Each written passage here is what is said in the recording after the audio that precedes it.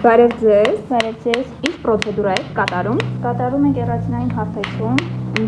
Իսկ ինչ նյութերով եք աշխատում։ Նյութը բրազիլական BC օրիգինալ նյութն է, հումքը իտալական է, պահպանվում է 6-ից 8 ամիս։ Իսկ ինչ որ հակացություններ կան, որոնց դեպքում չի կարելի կատարել կերատինային հարթեցում։ Այո, հակացություններ կան, բրոնխիտ ունեցող մարդկանց, ասմայով հիվանդներին, նույնիսկ զոբ ունեցող հիվանդներին չի կարելի, հղիներին, կերակրող մայրերին։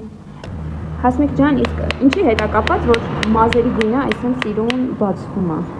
Դե կերատինային հարթեցումը կատարում են բարձր ջերմաստիճանի ներքո, դրա շնորհիվ մազի տոնը 2-ից 3 տոն բացվում է։ Հիմա այս պարագայում հաճախորդը մազերը շփոթմամբ ներկենա մուգ երանգ, սև,